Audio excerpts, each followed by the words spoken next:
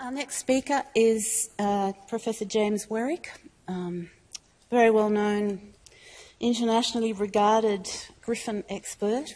He's Professor of Landscape Architecture and Director of the Urban Development and Design Program in the Faculty of the Built Environment at UNSW.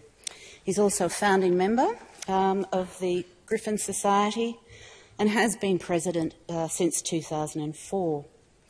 His research interests include the history of architecture, landscape architecture and urbanism, with an emphasis on the politics of design, particularly the work of the Griffins, and the history of Canberra, and as well as the urban landscape of Sydney. He's actively engaged in issues of contemporary urbanism throughout Australia as an educator, critic and commentator. Professor Werrick has served on many advisory committees and at this pivotal time in Sydney's expansion is currently a member of the Design Advisory Panel of the City of Sydney and the Design Excellence Review Panel of the Barangaroo Delivery Authority. He's also been on many design competition juries, most recently as a City of Sydney representative on the design excellence competitions for the redevelopment of the Carlton Brewery site and Westfield Centrepoint project in Sydney.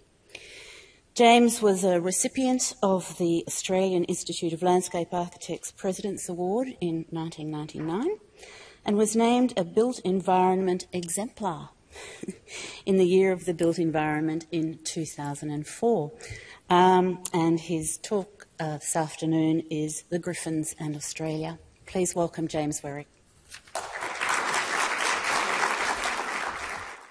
Thank you, Anne, and good afternoon, everyone. And it's wonderful to see so many people here at the Griffin Symposium in the Shine Dome.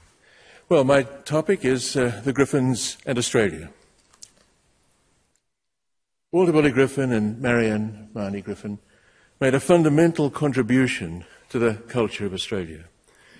They embody progressive ideas and ideals in design, society and the environment, as expressed with eloquence and passion in the Marianne Marnie Griffin last night, given by Carolyn Pidcock.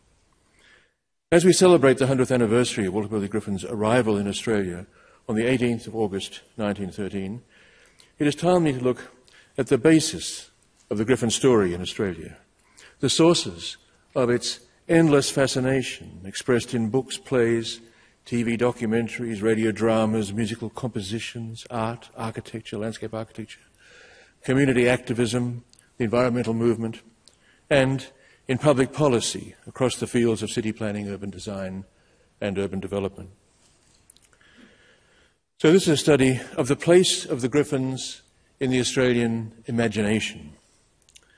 The basis of the story is clear.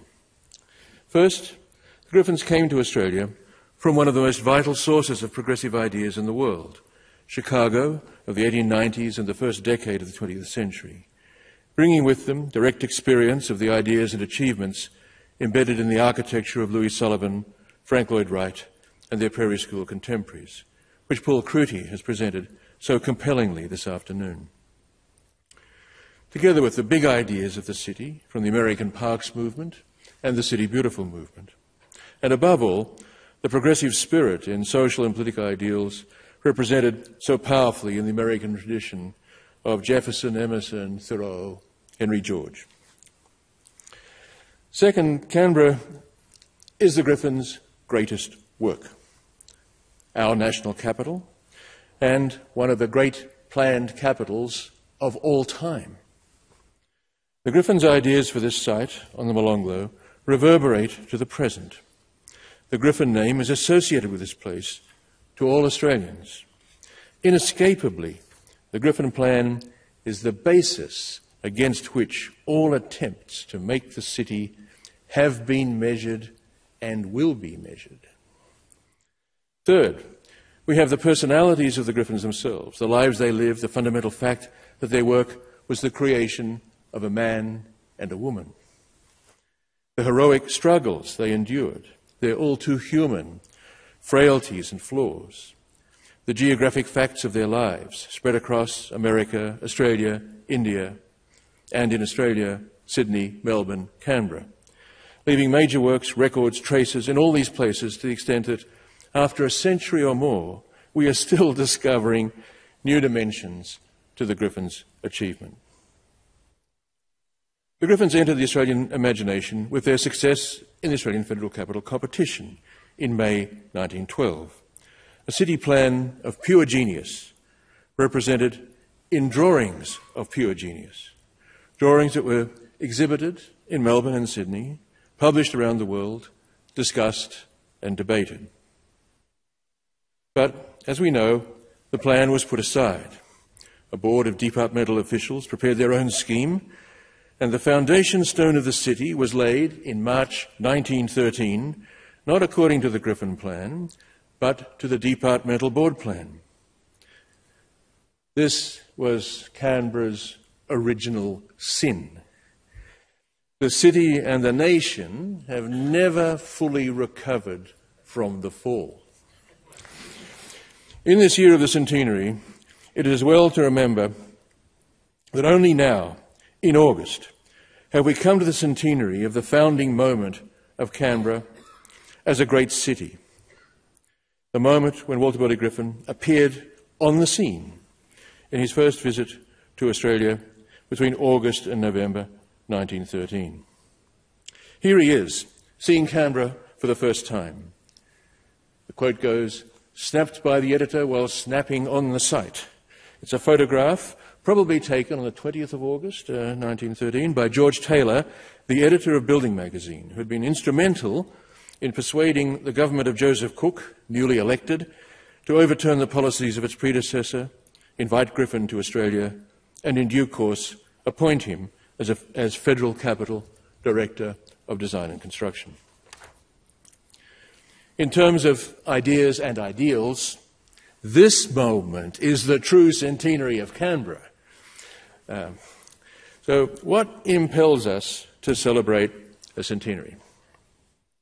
It is a span of time, for the most part, beyond our own lifetimes, beyond our individual memories, and therefore something to conjure with in the imagination and imaginative remaking of the past. In the immensity of time, 100 years seems comprehensible. It is a past which we can imagine, a measure we can grasp, a measure to make sense of change, perhaps a measure to record progress. A centenary imposes an order on the past. In the marking of 100 years, the flux of time becomes the march of time, which, like the word itself, marches to us from the Roman Empire and the very idea of civilization and the continuity of culture. In the marking of a moment, a centenary seems to stop time. To seize the moment becomes a compulsion, driven by a deadline, to organise a gathering, a celebration like our symposium today. Of course, there is a measure of conceit in the remaking of the past, so it is well to remember the sardonic view of centenaries that the Australian novelist Christina Stead expressed in the Salzburg Tales, published in 1934. It is a work modelled on the Canterbury Tales and the Decameron, in which a group who have travelled to Salzburg for the Mozart Festival tell each other tales, and one of the tale tellers is the centenarist.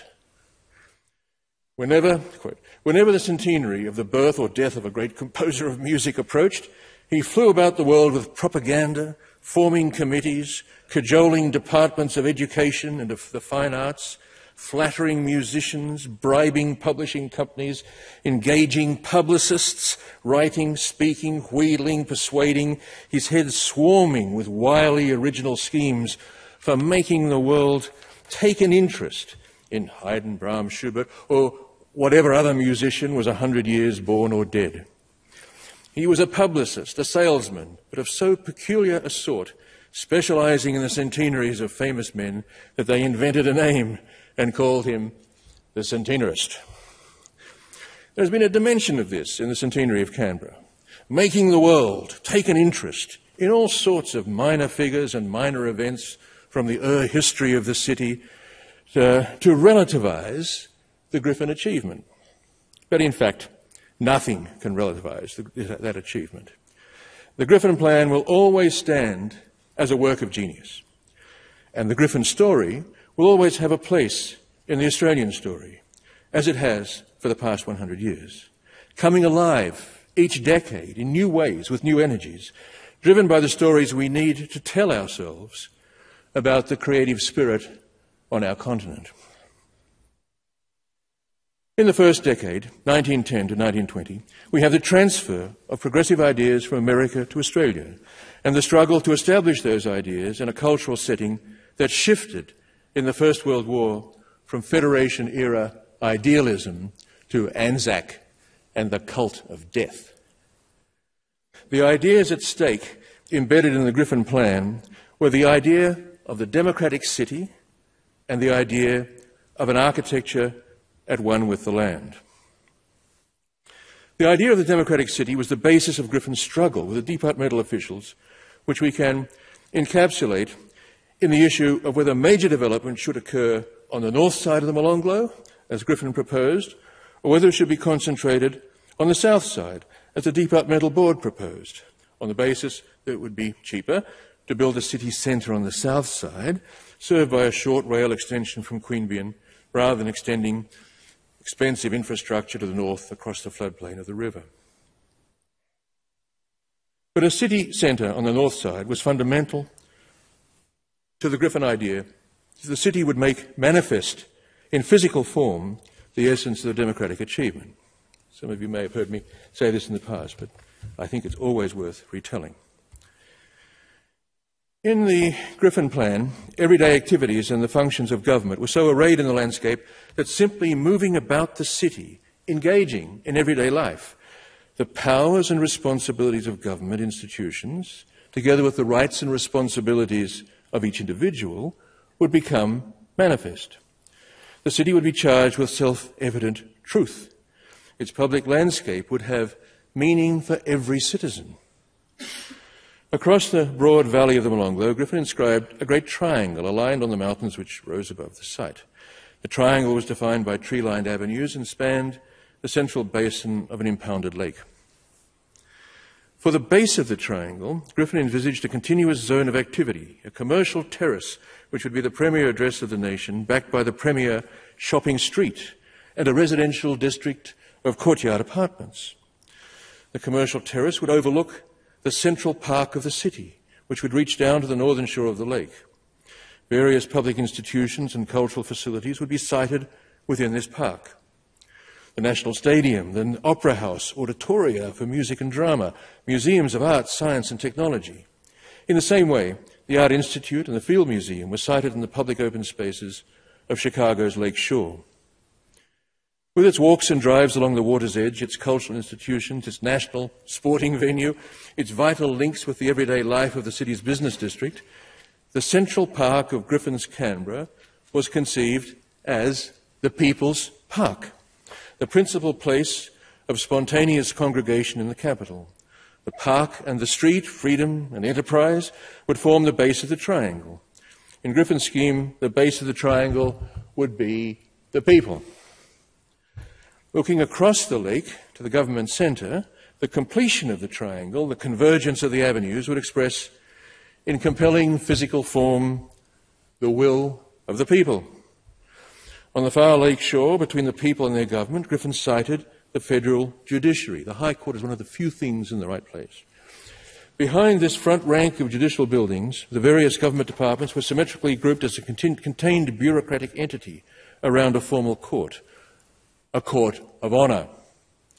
Raised above the bureaucracy on a natural podium was a legislature, the Houses of Parliament, sited on axis with both chambers clearly expressed, a visible presence in the city. In the Griffin Plan, the Houses of Parliament, though prominent, would not crown the ensemble of government buildings, as a higher hill still stood on axis beyond. Capitol Hill was the climax of the entire scheme. There, the convergence of the avenues was resolved in a rotary sweeping around the crest of the hill, marking out the sites of three significant buildings. Two of these, though small in scale, gained presence by their function and setting. The first was the official residence of the Governor-General, the second, the official residence of the Prime Minister. Both were sited at the apex of the triangle to emphasise the central place and importance of the executive. With the two official residences given equal prominence, Griffin also managed to express the curious disposition of executive authority under the Australian Constitution. The view over the Houses of Parliament to the Central Park and Business District of the capital affirmed that the executive required the support of a parliamentary majority and ultimately a support of the majority of the people. The central triangle of Griffin's Canberra thus arranged the functions of the government in relation to the life of the city to express the very nature and workings of representative democracy. At one level, this exercise in civic design was a timeless, universal statement on the meaning of the democratic experience.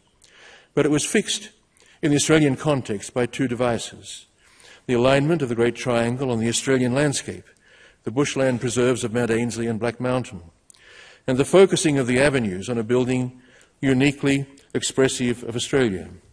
This was the building Griffin designated the Capitol, the third structure planned for Capitol Hill. Sited in the most prominent position at the apex of the triangle between the two official residences, Griffin envisaged this building to be a place of popular assembly, a repository of the National Archives, and a pantheon commemorating national achievements.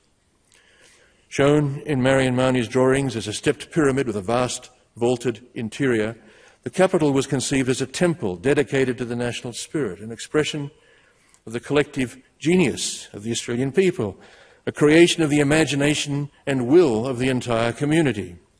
The Capitol would stand at the focal point of the city plan and become the focus of national consciousness, a physical embodiment of all that was unique and distinctive in the Australian experience. The city was conceived as a living entity, not a set piece. Movement through the landscape would engage everyone in the actual workings of democracy, with public and private institutions set in specific relationship to each other, their bounded domains of powers and responsibilities, their interrelationships and dependencies would be always apparent. The sense of meaningful space, sometimes subliminal, sometimes self-evident, would not be restricted to the monumental centre of the capital. Throughout the city, Griffin's subtle adjustment of geometry to terrain, land use to circulation, parkland to built form would create endless opportunities for abstract ideas to be fused with concrete experience. The National University, for example, was to have the most theoretical disciplines sited at the centre of the campus, and the most applied, the professional schools, sited on the outer ring where the university met the city. Indeed, this building, the Academy of Science, is an expression of this idea, sited between the university and the city as the place to propound and debate research discoveries and the advancement of science. One of the most intense sequences of spatial and symbolic experiences was set out along Prospect Parkway, the urban element which extended along the land axis on the northern side of the lake. In the Griffins Canberra, this was both drawn and planned as a cross-section of city life. Prospect Parkway would extend from the National Stadium on the lakeshore to the forested slopes of Mount Ainslie. Griffin described the parkway as a formal plaisance, and Marion Mahoney's perspective from the summit of Mount Ainslie clearly shows a sweep of space lined on both sides by informal drifts of trees which merge into formal avenue plantings. This urban element was conceived as a grand promenade in the tradition of the Mall in Central Park, designed, of course, by Frederick Romstead, except that it would be a meeting place in the heart of the city rather than a meeting place in the park. Served by a station on the city rail line and the streetcar network, which Griffin imagined would set the horizontal scale of his city, the parkway would be filled with crowds of people spilling onto its concourse to go about their daily business, to attend sporting events in the National Stadium, to visit the opera theatre or museums, to go shopping. Residents from the nearby courtyard apartments would use this slice of green in the midst of high-density housing as their urban park, a human-scaled, modulated space under a canopy of trees, opening to exhilarating prospects along the sweep of its central greensward. Throughout the First World War, Griffin sought to implement his ideas against bureaucratic obstruction, political meddling, and, of course, the deflection of national priorities to the war effort. He succeeded in establishing the axial lines of the major boulevards and forming some of the associated earthworks. But in a hostile environment, he was forced to resign in 1920 with little on the ground. The city has been built by others. A decision of the Bruce government in 1925 to gazette the street pattern of the Griffin plan, that is, to make it law, preserved the outline of the Griffin geometry, but not the land use pattern, with the result that physical form and the democratic experience lost their congruence. Perhaps nowhere more poignantly than in the axial alignment of the War Memorial and Anzac Parade on Griffin's Grand Plaisance, in a way which has made the spiritual centre of the city a site for the cult of death, not the cult of life. The life-affirming impulse of the Griffins' work is to be found in the projects they managed to build, in their smaller-scale city plans and in their architecture.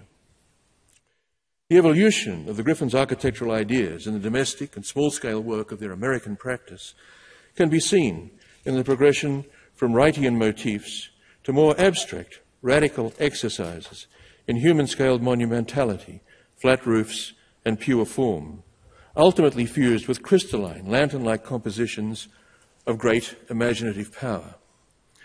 In the Canberra drawings, these imaginative elements were extrapolated to the scale of an entire city. In a few weeks of intense activity, Walter and Marion Griffin developed a complete design vocabulary flowing from the freedom of imagining a new city in Australia. The progression of ideas from Wrightian forms, here we have Marion's remarkable concrete house of 1908, to severe experimental and abstract expression based on the practicalities of poured concrete construction, Walter's solid rock house, is the first decisive step in the development of the Griffins' distinctive architecture. It's very much in tune with what Paul Crudy has just shared with us. A rich elaboration of pure form through rotated volumes and crystalline decoration then becomes apparent in the small-scale projects such as the Clark Memorial Fountain in Grinnell, Iowa. This sparkling, inventive architecture, charged with emotional power, provides the motifs, mood and rhythm of the spectacular architectural proposals for Canberra, created in a burst of creativity at the end of 1911. The competition drawings, conceived at the scale of a new city for a new nation, then provide the Griffins with models, archetypes and design principles which they draw upon in their design practice in the years following their international success, in works of varying scale, from the project for their own house proposed for Trier Centre, Winnetka, to extraordinary works such as the Melson House in Mason City, Iowa, which Paul has just shared with us. When Walter Burley Griffin came to Australia on that first trip in 1913, he brought with him a set of the presentation drawings of the Griffins' domestic architecture, mounted on silk and mostly the inspired work of Marion Marnie. These were exhibited in Sydney in October 1913. And I'll show you some images of these, which have scans of the material as it now resides in the Avery Library at Columbia University. These works, sadly, have not been conserved, so the scans show them in their current condition, but we can sense the magic of the originals. A review in the Sydney Morning Herald describes the impact of this display. Quote, "An exhibition of unusual interest from an architectural point of view was opened yesterday at the Builders Exchange, Castlereagh Street, under the auspices of the Town Planning Association of Australia. The exhibits are a series of architectural designs by the Chicago architect, Mr. Walter Burley Griffin, whose work, typical of modern American architecture at its best, which is to say a good deal, presents many features which are as yet scarcely more than dreamed of in the philosophy of those who practice that art in this country. It is not so much in the actual designs of the houses or in those technical details which are, for the most part, perceptible only to the professional eye, that Mr. Griffin's particular genius is apparent to the lay observer, as in the manner in which the house itself is so treated as to become one with the features of the surrounding landscape. Most architects, at least in Australia, are satisfied to produce a combination of bricks and mortar sufficiently ingenious, comfortable or ornamental in itself, irrespective of the trees, rocks or water in its vicinity, save insofar as they affect the lie of the ground. Mr. Griffin compels nature to serve his ends, or rather persuades her, seldom destroying what he finds, but utilising it, and so designing not only the house but the grounds, that the building seems merely the natural culmination. Looking at these designs, which, painted on satin, and with a subtle sense for colour and colour arrangement, one realises with surprise that the steady expansion of Sydney does not necessarily imply the eradication of the many beautiful places by hill and sea that at present constitute the city's environs, and that even an ordinary shop may, without deviating an instant from its proper aims, be a thing of sheer delight to the eye. Here is the idea of an architecture at one with the land, which would form the basis of the Griffins' Australian practice. Over the next 20 years, as a critique of the colonial city, a critique of the colonial mentality of exploitation and the destruction of nature. The practice began in May 1914, when Walter returned to Australia, accompanied by Marion, together with Roy Lippincott and Walter's sister Genevieve, who the Lippincotts had married just before the trip. Lippincott, as we mentioned, was an architect working in the Chicago practice. Here we have a group of Americans who literally transposed the ideas of Sullivan and Wright to the southern continent. In their first year in Australia, the Griffins formed a partnership in Sydney with architect J. Bircham Clamp, a leading designer of the Federation era. The first resolved scheme from the Griffin-Clamp partnership to demonstrate the progressive ideas of the Chicago architects dates from August 1914. It's a projected house for one Thomas Kenyon in Green Oaks Avenue, Darling Point, designed for a generous lot in the Bishop's Court estate, the grounds of the 1840s Gothic Revival mansion, which had become the official residence of the Anglican Archbishop of Sydney in 1910. The estate had been subdivided in 1911. Bircham Clamp, who was the diocesan architect, purchased 2 lots, numbers 14 and 15, for his own residence. Thomas Kenyon, a law stationer, purchased the adjoining lot, number 16, to the south. The Kenyon house was designed for this prime north-facing site, high on a ridge overlooking Sydney Harbour, next to the new house of Bircham Clamp. The latter was a conventional 2-storey gable residence in the Australian Federation manner, with flared eaves displaying just a hint of Japanism.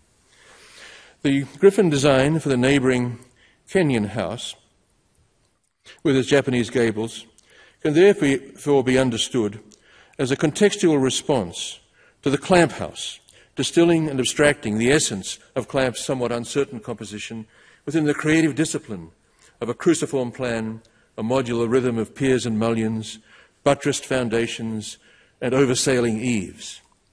The scheme relates to a number of gable-ended Griffin designs from the Chicago practice, such as the Comstock houses of 1912 in Evanston, Illinois. However, in the clear light and dramatic landscape of Sydney, the Prairie House mannerisms are charged with a drama of their own, with flared gables projecting into space above great horizontals poised as superposed planes.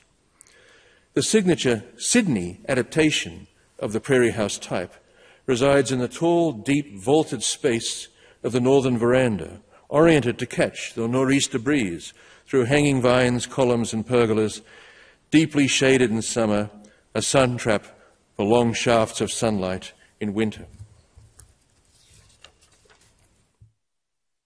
In 1916, Griffin purchased land in the Carrara estate, Vaucluse, on a sandstone bluff commanding spectacular views to the west up Sydney Harbour. The bridge wasn't there, but the view is still there. Sadly, another house was built there. The land parcel, 2.5 lots, more than 2,000 square metres in extent, adjoined a foreshore reserve, previously absolute water frontage, resumed by the state government in 1913 in response to a long campaign by the Foreshore Vigilance Committee, which sought public access to the shores of Sydney Harbour from Neilson Bay to Hermit Bay. The scheme for the architect's own home, Hermit Bay, Vaucluse, known from a perspective and site plan delineated by Roy Lippincott, signals a return to the radical flat-roofed massing of cubic elements introduced to Griffin's American practice with the solid rock house of 1910. Conceived in the middle of World War I and the Griffins' personal battle over Canberra, the project remained unbuilt. The combination of cubic massing, deep-set penetration and prow-like hoods suggests monolithic concrete construction, austere and powerful in its bush garden setting, relieved by the play of light across bands of geometric ornament. The effect is at once archaic and advanced, a marine villa with affinities to the primitive Gothic of Vaucluse House on the one hand, the shimmering allure of the international secession on the other. Yet in contrast to the Own House project of a few years before in Chicago, sparkling and crystalline, a work of delicacy and delight, the Vaucluse House seems hermetic, defensive, indeed embattled. The roof gardens and terraces, walled and contained as a retreat from the world, had the potential to be exhilarating in the larger landscape, yet the perspective view suggests a fortress. The house seems to be a personal statement of defiance against the bureaucratic culture and professional milieu of Australia in which the Griffins had been thrown. The Kenyon House and the Vaucluse House show the first signs of the Griffins' adaptation to the physical and psychological conditions of their Australian sojourn. Ideas from their Chicago practice, rendered so optimistically in the Canberra drawings, were reworked in response to climate-light cultural milieu, bringing a measure of reality to sketch proposals such as this hint of a garden suburb on the foot slopes of Mount Pleasant, below the proposed National Cathedral, flat-roofed houses with roof gardens and pergolas terraced against the hillside, rising to American-style prairie houses on the brow of the hill, giving subtle emphasis to the contours of the land with the horizontal lines of their low-pitched roofs, hipped or gabled, poised in space. Neither the Kenyon House nor the Vaucluse House was built in those years of World War I, and the Griffins moved to Melbourne to bring to realisation their major work, built in the decade 1910-1920, Newman College at the University of Melbourne. This extraordinary project demonstrated what the Griffins could do with the inventive monumentality they had sketched in the drawings of the Canberra plan, with its crystalline facade, splayed massing in stone and cast concrete, abstract finials and suppressed dome, incorporating within spectacular communal spaces and the most modern of student suites. In 1920, Griffin was forced from the Canberra project, and the making of the city passed to the Sulman Committee, then the Federal Capital Commission. The first suburbs, the Provisional Parliament House and administrative blocks, were constructed across the wide valley of the Molonglo, a city sketched in merest outline, just sufficient to become the seat of government in 1927, bland and understated in its architecture. In contrast, the 1920-1930 decade in the Griffins' lives was one of spectacular achievement. Their years of modernism, beginning with the home they built in Australia, the one-roomed Foliata in Heidelberg, Melbourne, the sensational Capitol Theatre in Swanston Street, Melbourne, the revolutionary glass curtain wall Leonard House in Elizabeth Street, Melbourne, and in Sydney, the Castle Crag Estate on Sydney Harbour, on Middle Harbour, which extended the vision of Rock Crest, Rock Glen in Mason City, Iowa, to the bushland setting of Sydney. Moving to Castle Crag in the 1920s, the Griffins gathered around them a community of diverse but like-minded people involved in theatre, art, music, bushwalking, radical politics, esoteric religions, a bohemia that became a legend, united by a love of the bush in a unique garden suburb that conserved the harbour foreshore, protected cliff faces, rock outcrops, stream systems and significant trees, in an integrated network of walkways and reserves interwoven with contoured roads. The Griffins themselves lived a Tolstoyan life in a sort of temple-like house that had been built to one of the investors in the Castle Crag venture. Spare, Spartan, spiritual, graced with Marion's superb forest portraits. These we can see against the columns of the interior of the Grand House. Graced with Marion's superb forest portraits, demonstrating the Griffins' deep commitment to the Australian landscape. In contrast, official Canberra was bland, unexciting, and for the most part an object of scorn. The decade of the 1930s begins with a devastating critique of the barely formed city by historian Keith Hancock in his book, Australia, of 1930. Quote, "The plan of Canberra is that of a garden city in which the garden is more emphasised than the city. The paper plan of Canberra is elaborately formal. Viewed from an aeroplane, the city would appear as an intricate geometrical pattern of lines which sweep round three chief centres. Architects must someday attempt the task of translating the elaborate pattern of lines and figures into three-dimensional form. It is doubtful whether they will succeed. Form is produced by pressure. The pattern of a hexagon, which is so obvious on paper, is not an intelligible figure to citizens who must spend 5 or 10 minutes pacing the length of one face of the hexagon. The design becomes invisible. All that is left is a series of bewildering jerks. In the vast open spaces of Canberra suburbs, breadth has spread and height has shrunk till the houses have, from the point of view of general design, no more relevance than a curbstone. Yet, in the decade 1930-1940, we find the first expressions of a love of Canberra. A representative example is provided in a novel written by M. Barnard Eldershaw, whom I'm sure many of you know, who's a duo team of Marjorie Barnard and Flora Eldershaw. It's entitled Plaque with Laurel, possibly the first novel set in Canberra. It tells the story of a symposium of the Australian Writers' Guild, which held in the National Capital on the occasion of unveiling a plaque in memory of a colleague in the National Libraries that then stood on Kings Avenue. On the first day, the heroine is driven to the top of Red Hill by a charming man in a red roadster. In a scene somewhat erotically charged, up a long, steep hill, scarred and harassed by the recent machinations of the Public Works Department, and crowned by a concrete reservoir. At the top, the view is revealed. She had not expected this, and was swept by the excitement of it. She had that heroical sense of space, of rising on a great tide of light, of opening her eyes wide for the first time. The cool breeze with dramatic intent moulded her clothes to her body till she felt like the figurehead of a ship leaning out over the gulf.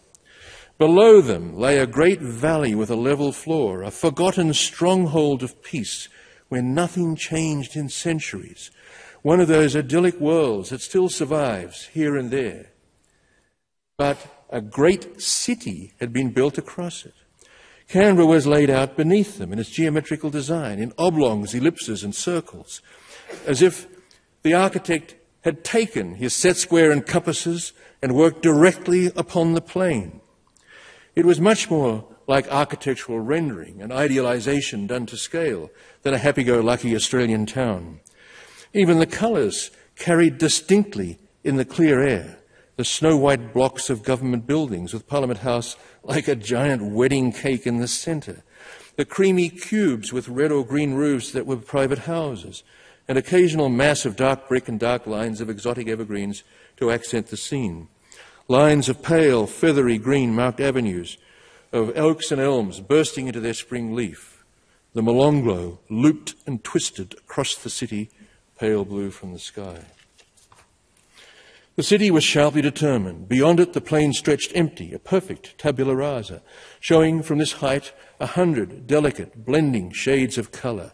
Paddocks of sun-baked grass, fawns smudged with rust of sorrel, pale sage green, windy silver of dry bleached grass. All, city, plain, mountains, were steeped in the light of an October morning, a beautiful, fearless light that lay like a delicate bloom over the landscape.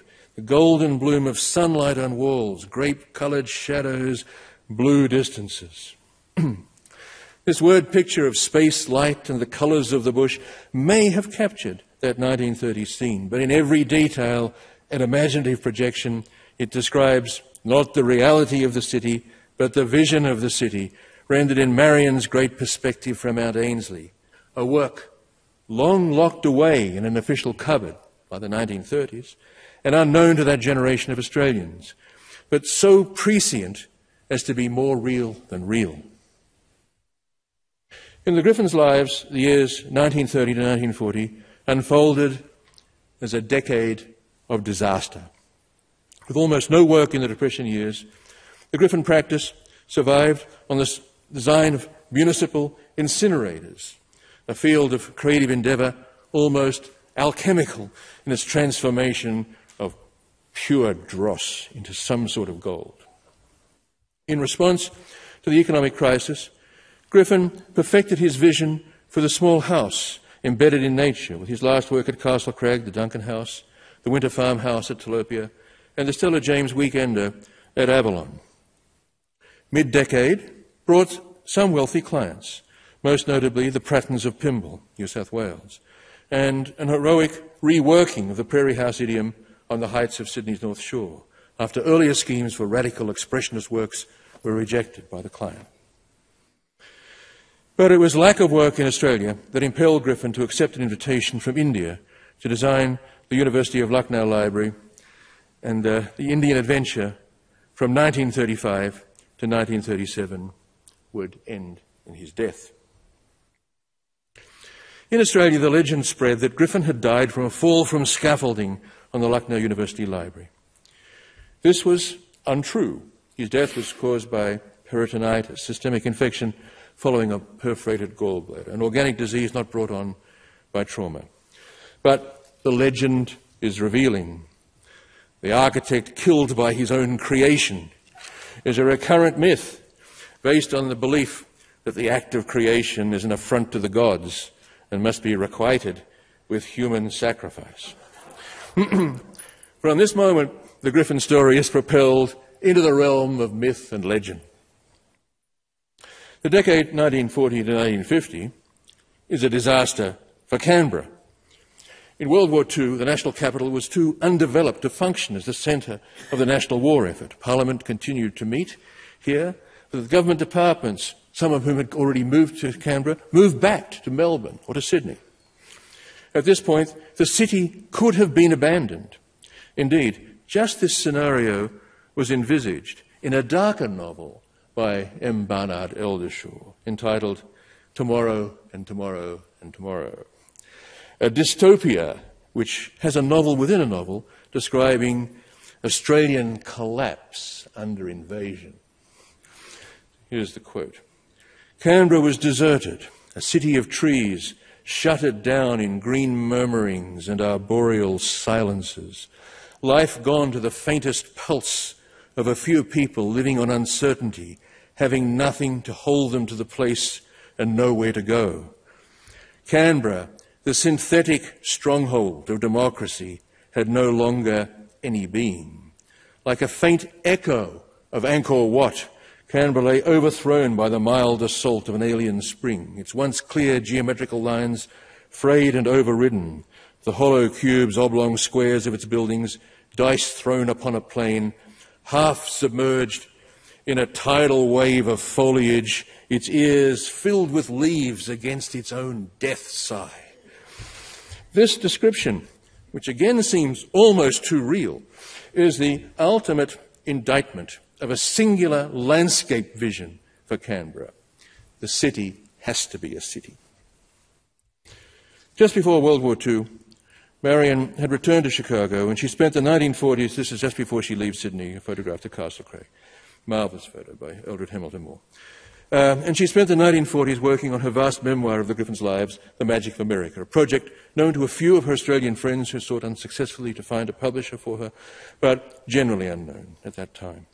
There were two versions of the manuscript, and in time one deposited in the Art Institute of Chicago, the other in the New York Historical Society around 1949, and slowly discovered by scholars as microfilm copies became available.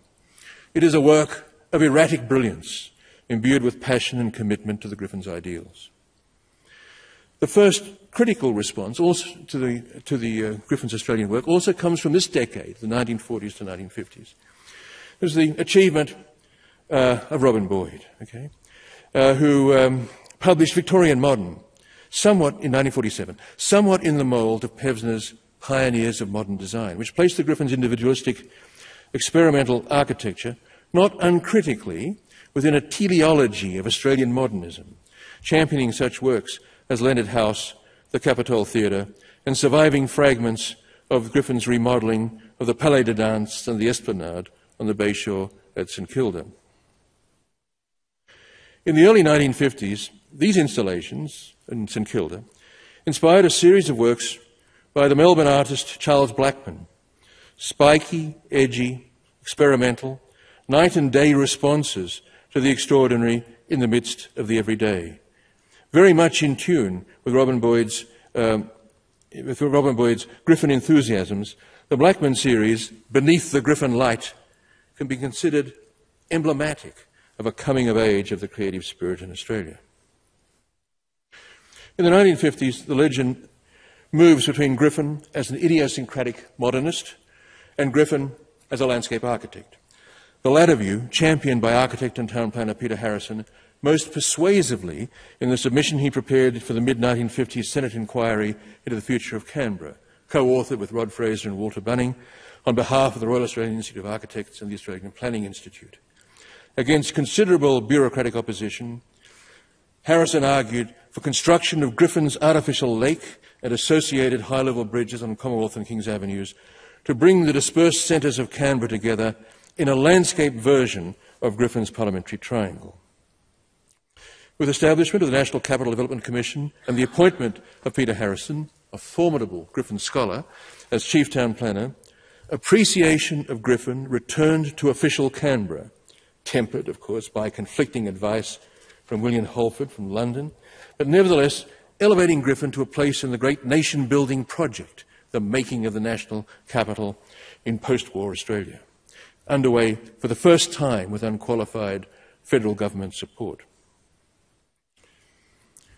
The 1960s, 50 years after the Griffins' arrival in Australia, is the key decade in which the Griffins fully enter the Australian consciousness.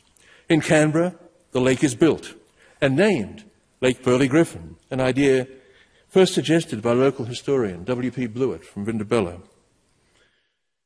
The lake and associated works, brought to completion in 1963, more than demonstrated the integrative power of the landscape idea championed by Peter Harrison. And from this point, every Australian schoolchild knows the name Griffin. Enthusiasm was underpinned by two books on the Griffin's work, released in the 1960s, one published by Mark Paish in New York and London, the other by James Birrell in Australia. At Castle Crag, the community commissioned a memorial to Griffin by local resident and sculptor Bim Hilder, who'd worked with Griffin in the 30s. It was installed at the entry to the garden suburb in 1965, a work of space, light, water, prismatic form, in beaten copper, grey-green against the bush. It is an inspired rereading of everything Griffin brought to Australia. In Melbourne, Robin Boyd led a campaign to save the Capitol Theatre from demolition. Partially successful, the building was retained and key components of the interior, in particular the ceiling, were integrated into reworked spaces. The decade of the 1970s opened with the publication of Hugh Stretton's Ideas for Australian Cities, which for the first time revealed the intensity and significance of the urban life envisaged in the Griffin's Canberra plan, presenting their scheme as far more than a series of landscape gestures. The 1970s also saw the introduction of the NCDC's Y Plan for large-scale urban dispersal across the ACT in a linear pattern of new towns, a vision of the motor age which entailed keeping the symbolic centre of Canberra essentially empty, with just a few modernist buildings set in landscape space. We might have... Oh, we've got a few. Sorry. A counter-movement within the NCDC, led by Peter Muller and then Paul Reid, sought a return to the formal arrangement of Griffin's government group. This is again still in the 70s, but with no commitment to Griffin's profound symbolism and with little or no program to fill the formal model. The initiative ended in endless paper plans. The decade of the 80s saw the apotheosis of this approach with the design of the new and permanent Parliament House on Capitol Hill, a complex superficially in tune with the Griffin's geometry, but isolated as a world of its own, detached from the pressures and realities of everyday life. A mausoleum of bad ideas and bad vibes, more than responsible for the parlous state of political life in Australia today. Across Australia, the 1980s saw the heritage conservation movement come of age, with key works of the Griffins afforded some measure of protection as individual heritage items in conservation areas, outcomes driven by community activism on various fronts, including the establishment of the Walter Burley Griffin Society in the late 1980s. The demolition of the Pyrmont incinerator in the 90s was the catalyst for renewed scholarship into the work of the Griffins, both in Australia and the United States, leading to the magnificent Griffin exhibition at the Powerhouse Museum, curated by Anne Watson, and the preparation of the catalogue raisonné of the Australian and Indian work by Peter Navarrete and Jeff Turnbull. The decade 1990-2000 saw the implementation of ACT self-government and a critical faltering in the planning tradition of the city, as responsibilities for urban development were split in awkward and unsustainable ways between the two levels of government, federal and territory. After the lost decade of the 1990s, the first years of the 20th century saw renewed interest in the Griffin Plan through the controversial Griffin Legacy Project of the National Capital Authority. Exemplary in its discovery of long-lost documentation of Griffin's detailed plans for the city, prepared during his 7-year term as Federal Capital Director of Design and Construction, but undermined by a superficial imposition of real estate development of unprecedented scale across the public lands of the symbolic centre of Canberra. Of course, the current decade is marked by the Canberra centenary, with all its energies and enthusiasms. The most positive fusion of local celebration, Griffin enthusiasm and contribution to the culture of the nation has undoubtedly been the Canberra music festivals of the past 2 or 3 years, directed with passion by Chris Latham, through scores of performances linking place and music with a special focus on the geometry of the Griffin Plan. In the process, life and art have been brought to beautiful but usually empty sites across the valley of the Molonglo, charging the physical reality of the Griffin Plan with human creativity and achievement in a way unimagined in the past, which brought life and work of Walter Mary Griffin to new imaginative heights. In this achievement, we can see the basis for a true urban culture in our national capital, a culture coming from within the life of the city, not imposed from outside, not marginalised and dismissed, a culture finding inspiration in the formative ideals of the Griffin Plan. Thank you.